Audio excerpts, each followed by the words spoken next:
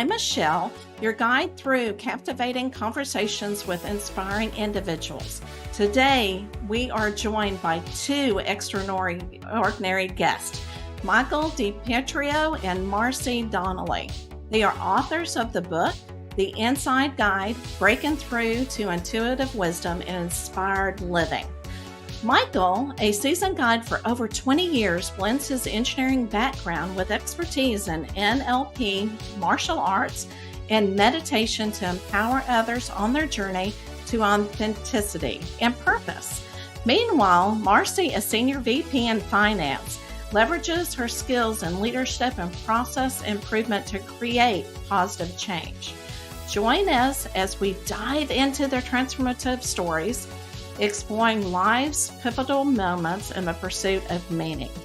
Of course, welcome to this podcast episode that will spark inspiration and fuel self-discovery.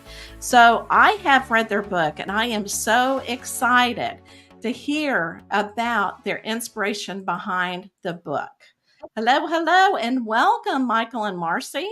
Thank you. Thanks, Michelle. Thanks for having us. Absolutely. Whenever I looked at the book, I thought, oh my gosh, I've got to have them on. I love it that there are two of you that co-created this book because to me, it's just a wonderful thing to see the team effort. And I'm going to let everybody know this, whenever you read the book, after they talk about a certain topic, Marcy and Michael have a little conversation about a particular topic. And I love that because it extends whatever the book is trying to tell you. So, of course, let's go ahead and dive straight into the book, The Inside Guide, Breaking Through to Intuitive Wisdom and Inspired Living.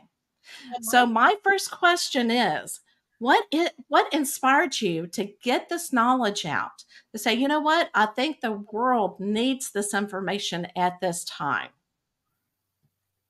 Well, I had this book brewing in my mind and heart for about 20 years. And I think we have to get to a point in our development where for me, it had to emerge with inspiration. It had to be just the right time. And it coincided with the pandemic, and we needed a project to work on. But I just feel like in my own journey, I got far enough along where I felt confident in what I was presenting to the world to organize it and put it out. And it seems timely. It seems like the world needs this right now too. So it felt like that alignment between your own passion and what your purpose is and what the world is really needing. And so I contacted Marcy. We had been working together. She was a client for years, and it just turned out to be the most amazing collaboration. And we've grown so close in working together. And so I just feel like it's our purpose, and we're really living our purpose, and we feel inspired to create a community around people getting well, leading their best life, and feeling inspired to break through the challenges that get in the way. So that's really a lot of what we're doing here. Yeah, my inspiration, as Michael said, was kind of this journey of self-development that I've been on for years. And it brought me to Michael and his work. And through that, I've learned so much, and I'm sure we'll talk about it in terms of going within myself. And so in this journey of self-discovery, knowing that there was something more outside of, my work, my family, my daily tasks, that I just had this craving to do something more with the knowledge, the tools, the insight that would come to me when I felt like I was kind of living my purpose, but I had no idea of the medium that it would show up. So in terms of inspiration, I had no idea that the work that I'd been doing with affirmations and vision boards and meditation, I had no idea that the medium where I could express my love for learning and self-discovery and being connected with others in this community was through a book. So the funny story is I got this phone call, and usually I call Michael, he called me, and it was unusual. And I called and he said, "Are you interested in writing a book with me?" And I said, "Absolutely. And by the way, I've never written a book. I know nothing about publishing. I'm a project manager by trade." He said, "I know. I don't know why your name keeps coming up, but in his quiet times, it just continues to come up." And he is such an amazing example of trusting where life is leading him. And so I just trusted it also and hopped on board. It was one of the best decisions of my life. And I agree with you totally. Trusting is very difficult, and writing a book is very, very difficult. So it's good that both of you have something to give whenever writing this book. So let me ask you about your backgrounds. So, what in your background gave you this information to put into this book?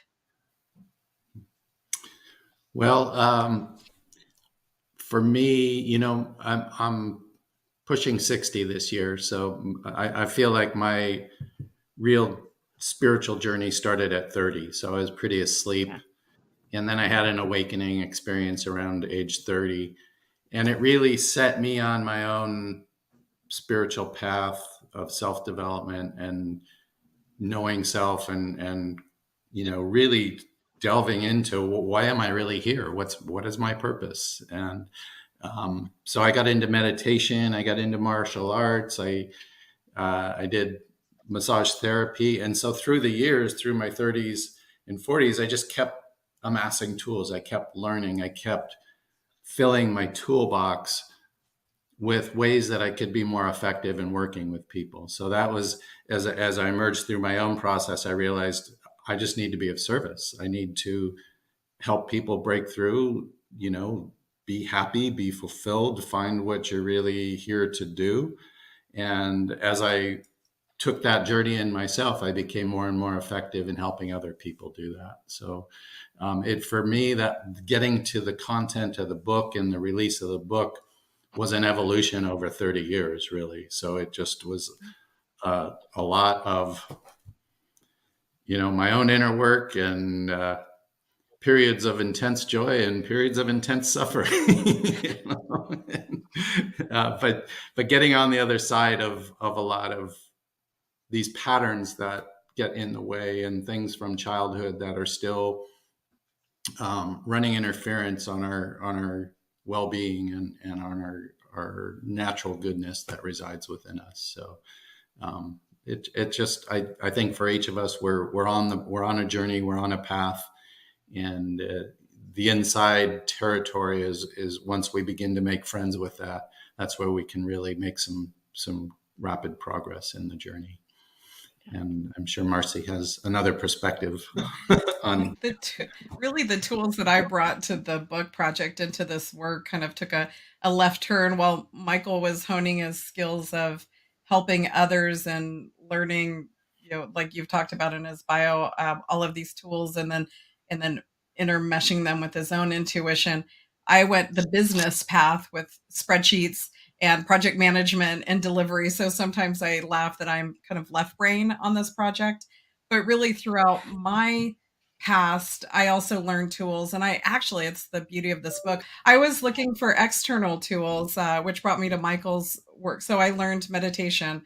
I'm Reiki trained. I've taken classes on oracle cards and angel work, and I love all of I love all different variations of energy work.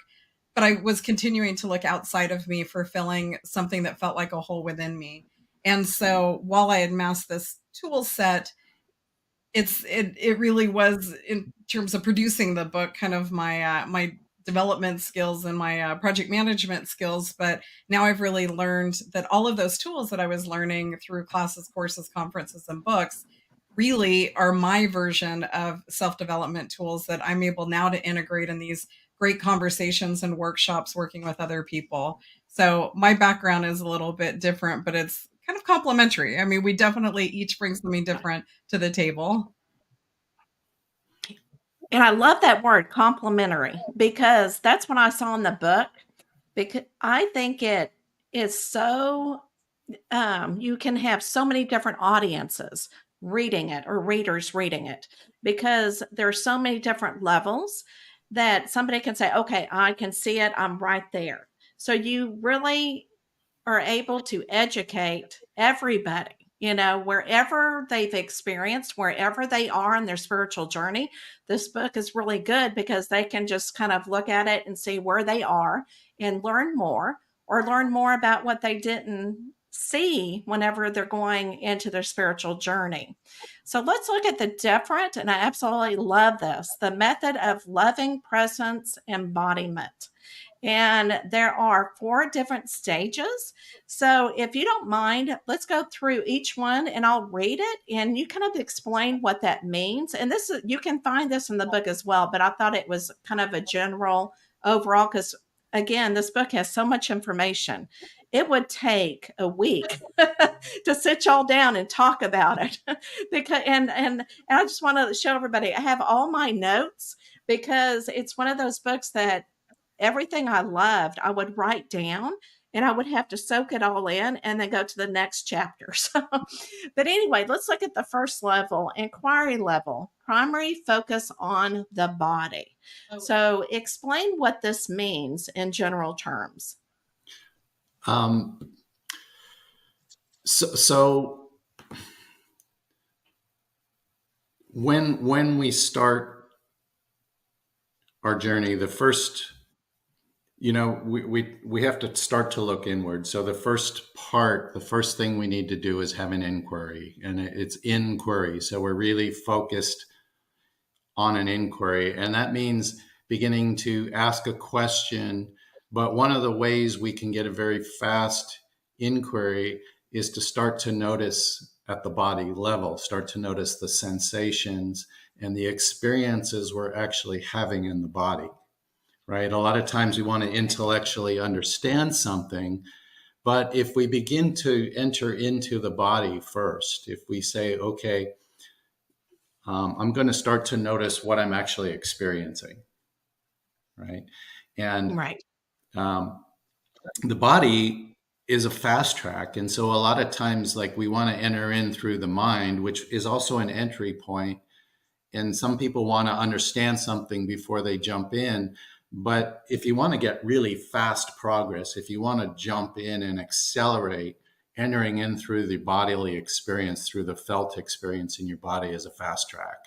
So we really invite people to begin to look at, what are you actually experiencing? What's the felt experience you're having in your body? So say someone's challenged with anxiety.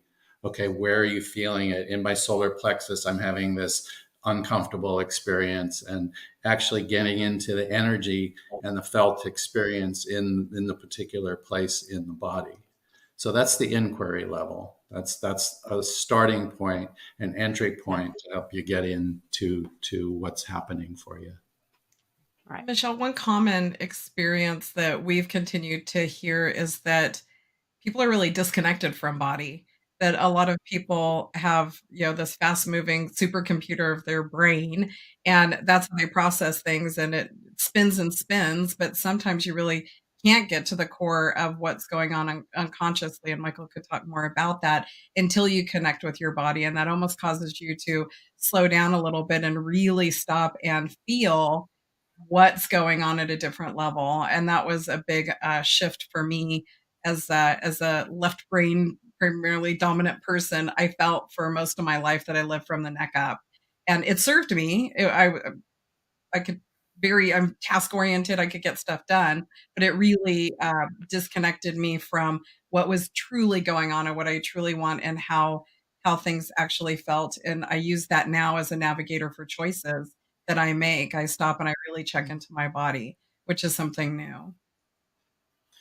Yeah, the body has this brilliant intelligence to it too, and if we start to actually listen, it starts to guide us. It's part of our guidance system. So we can get caught up if we're trying to navigate our life from a mental place, especially as the world gets more complex. This thing is a beautiful tool to execute, to task, I'm using it to communicate with you right now. but it's not the best GPS. It's not the best guidance Right. system for Right. your spiritual direction and where you're going to find your fulfillment and joy in life, right? And the body already knows that. Um, and so one of the things about the body is there's the gross and the subtle levels. So not, as you get more acuity in noticing and being present with your body, there can be subtler and subtler sensations that have more of a profound impact at a subtle level to what's going on, and to actually starting to feel more alive in the body, letting our life force, our vitality, our chi energy flow through the body, right? And that's part of the. Absolutely. I love it. I love it. And I learned a lot through the acceptance level, primary focus on feelings. Yeah. So as we begin to inquiry, sometimes we begin to uncover things, right? And if there's a limiting pattern or something that's been getting in the way, an obstacle in our life, a lot of times our mind will begin to judge it. Okay, that means there's something wrong that I have to fix. So as we foster acceptance, it allows us to open in the scary places, the uncomfortable places, the difficult places in a safe and comfortable way, right? That Right. means acceptance doesn't mean I'm going to condone it. It just means I'm allowing what's happening to arise. I'm creating a space for whatever uncomfortable emotions might arise, and saying it's okay. It's okay for me to feel that. And it's actually a sign of wellness. Sometimes as we open up something deep inside of us, we think something's wrong, but that's actually a healthy thing to do. That's actually the path to wellness, is Right. getting into these patterns and these hidden things that reside under the surface that we're not normally in touch with, and being able to open that up in a safe and comfortable way that allows us to get to the next stage. It's amazing. One thing that I think is something that your listeners could start to observe is if something isn't going as planned, or maybe we're coming upon the first of the year, New Year's resolutions, we'll have this great list of all these things to accomplish, and then you may be doing really well and then you backtrack. A lot of times we beat ourselves up. And so not only are you backtracking and need to get back on course, but then you're also judging and almost punishing yourself for making, that mistake. And so now you have two things to resolve. So this sense of, and the tool of acceptance is really powerful, because you're almost an observer to say, gosh, that was interesting here. I thought I had this really strong goal and I've been doing so well. And I just, made a different, a decision contrary to what I thought I should do. So let's sit with that. Let's sit with, what's going on in my life? How does it feel? Can I observe anything? And a lot of times that will uncover answers, but then you only have one thing to do, which is to get back on track and not have to resolve your judging mind and have two things to work on. Absolutely. And I love that, because we're about to start a new year. So when you do a vision board, you've got to really feel into it, right? Mhm. Okay. So the next level is number 3, transformation level, primary focus on the mind. Yeah. So we're not talking about your everyday thoughts here. We're talking about how to transform. So a lot of times, let's say, we got a goal, we're moving towards something, and like Marcy was saying, maybe something doesn't work out as planned, and suddenly I'm crashing into a disappointed experience, or something that is counter to my vision of what I want to create. And a lot of times, as we set an intention and we move to our next stage of life, sometimes it pulls up the limiting things that are going to keep us from that. And so this is really what the whole process is about, is creating your vision, having that intention, moving forward in your life, but also being able to create that space of acceptance to deal with the backlash, to deal with the things from our past that get in the way of that. And so as those things begin to arise, we want to have a transformative process that allows us to deal with that. So first we're going to notice through the inquiry, then we're going to accept what's arising, even if it feels counter to where I want to go. And then we want to dive into the transformative process to revise and shift that part of our experience that's getting in the way. Right. So we're doing two things. We're holding the vision for where we're moving to, and we're clearing the past. We're clearing the things that are no longer useful in our life. And so that transformation, that focus on mind is really a focus on the unconscious mind. It's a focus on how a particular experience is actually getting created at the neurological level. Right. And at the end of the day, it's sensory-based information. So we put together these programs in our mind. And as we begin to work with someone, we can decode the program. We can get to how the program is getting created and then bring resolution to things that have been hindering us, bring resolution if we understand how it's getting created. Right. So that's the transformative process that we're doing. And when we work with people in our workshops or when I work with clients one-on-one, we're really getting into the nuts and bolts of how something is getting created outside of our conscious awareness. Right. All this stuff is happening very fast in our neurology. Our brain runs 24 frames of information every second. So it's running data and we're processing. We can't tend to all of that. So there's a lot happening outside of our awareness. But when we're dealing with an issue or an obstacle, we can slow down that process, get in there, open up the program and move the wires around so it begins to shift and the person naturally starts to move towards their goals more easily. This is just like a computer. Kind of, except we're human, right?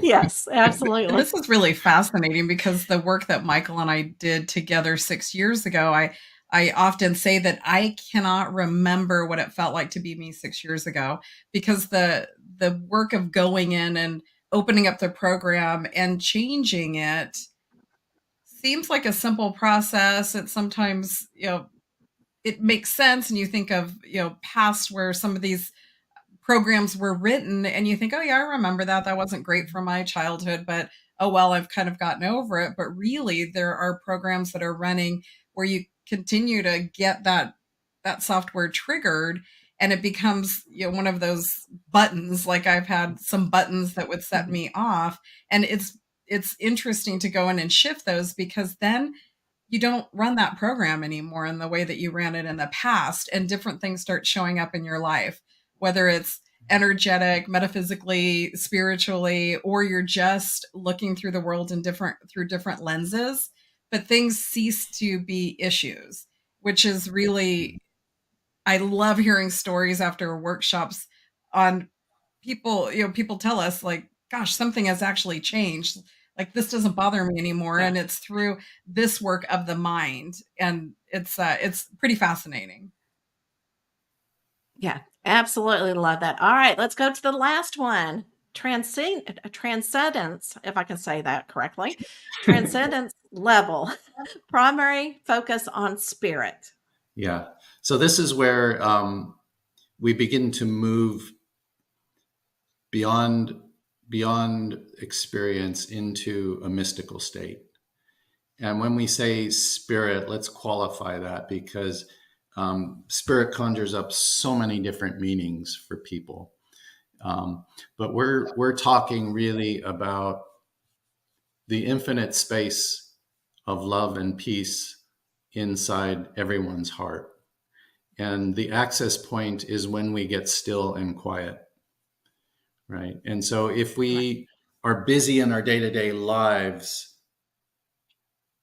and we're doing this process of getting to transformation, when you break through something, there's a sense of relief. There's a sense of feeling lighter, feeling more ourselves. And as we get deeper into ourself and not, and so one of the things we do is make a distinction between who you are and what you experience.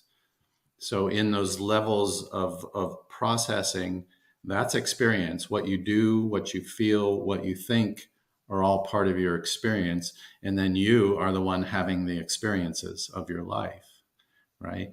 And so who is that you?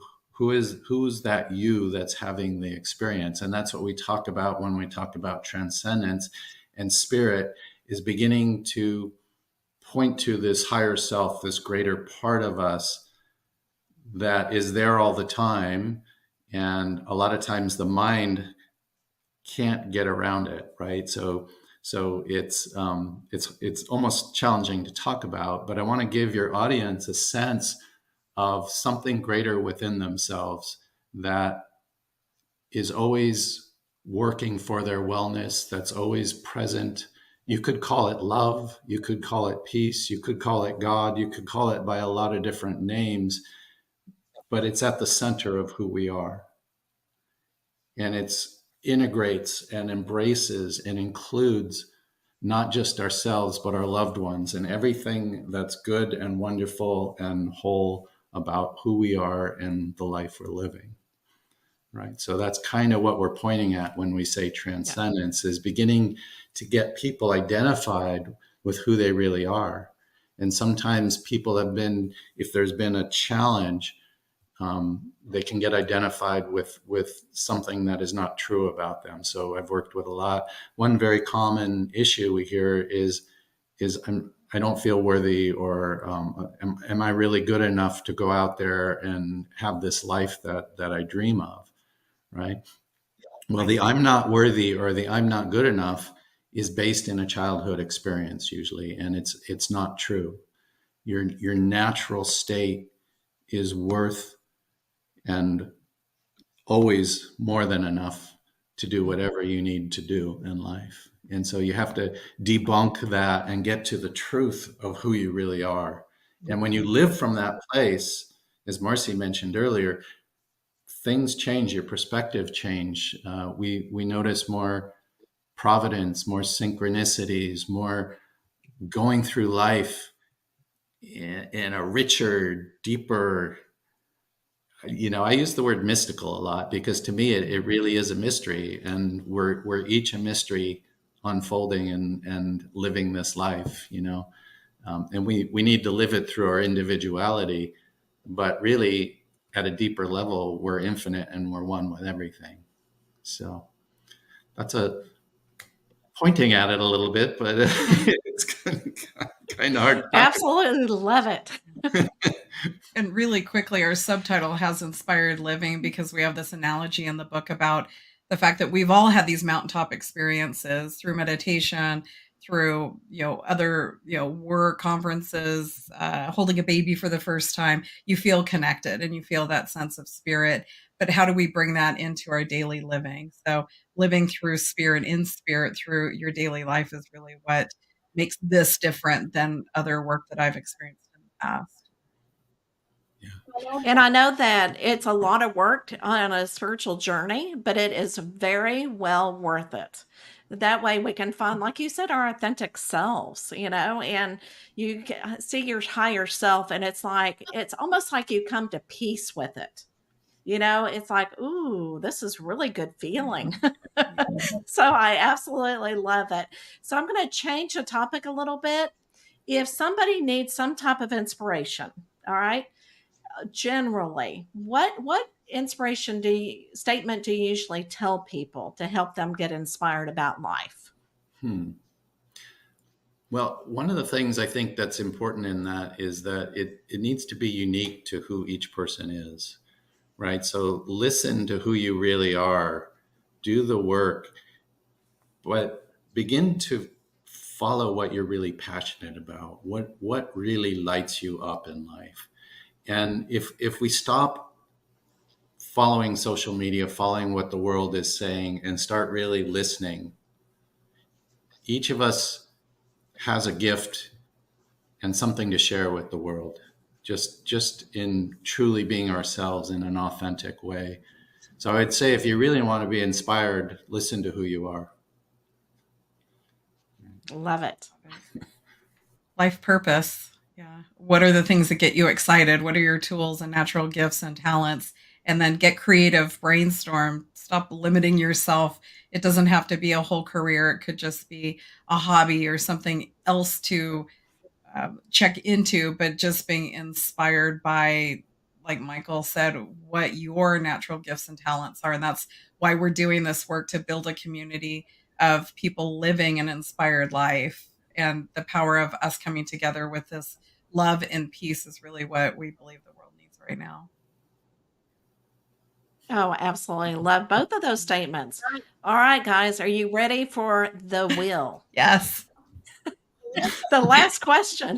Everybody goes, okay, let's do it. It's like, I wish I had $1 million to give. I love this. Oh. Oh, God. Oh, okay. Okay. I absolutely love this because, your book explains that you are writing your own story. You've got your own canvas. So, what is your favorite movie and why? I always have issue with favorite anything, but I'll take a stab at it. One of the movies that always comes to mind for me, I just love it, is Shawshank Redemption.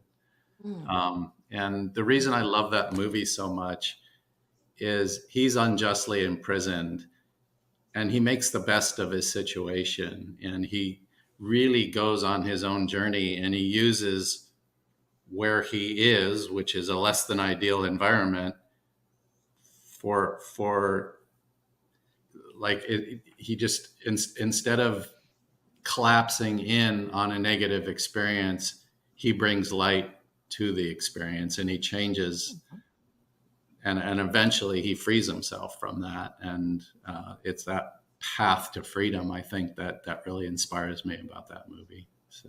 Oh, love it.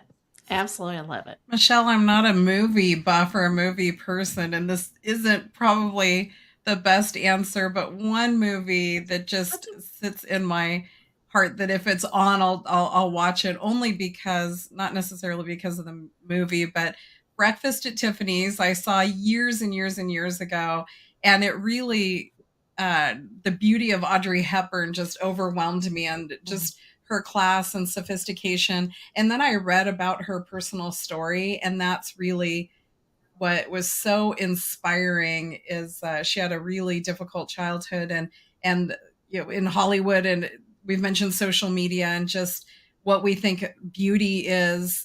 She basically put that all aside and lived a life of service. So if that was ever on, I love it, because I'm a Libra, as Michael likes to remind me. So I love beautiful things and luxury. And so I love this story, that part of it, but I just am in awe of her and her life story. So it's not quite because of the movie, but that's the one that comes to mind. Well, Michael and Marcy, thank you so much for sharing all of your wise knowledge and helping people through their spiritual journeys with your book. Where can they reach you? Where can they go? You know what? I need to talk to Michael and Marcy. Where do they, what's your favorite, like what we said, social media? Where can they reach you? We are on Facebook and Instagram, but our website is really the best place. So www.loveguides.us. So Love Guides Us. And Michelle, your inspiration hour inspired us. So we set up a coupon code for if your listeners use the word inspired, they'll receive a 25% discount off our book. But we also have a once a quarter newsletter and workshops and free online events. So the website's really the place to enroll and get more information. And then if they're interested in the book, to use that coupon code, because we're all. Yeah, they can purchase the book right on the website, and then just enter Inspire, and they'll get the 25% off. We also, next week, we, like Marcy said, we do a free virtual gathering every month. So our next week, next Thursday, the 14th, we have an event coming up if people want to check in on that, and that's on the website as well. Oh, awesome. Oh my goodness, y'all just keep going. Lots of great energy. Lots of great energy. Well, I'm going to end this episode with this wonderful quote. There's several in your book, okay? But this one, I don't know. It resonated, and I thought hopefully it resonates with others as well. But by Carl Jung, and it's he stated, "Who looks outside dreams. Who looks inside awakens." And I think that is what really, where your book really shines, is that people are able to go inside and find their authentic self, their true self, so that they can have a fabulous journey. All right, everybody, I will see you next week. If you love this episode, please share it with others who want to hear this message or need to hear this message. So I appreciate you, and we'll see you next week.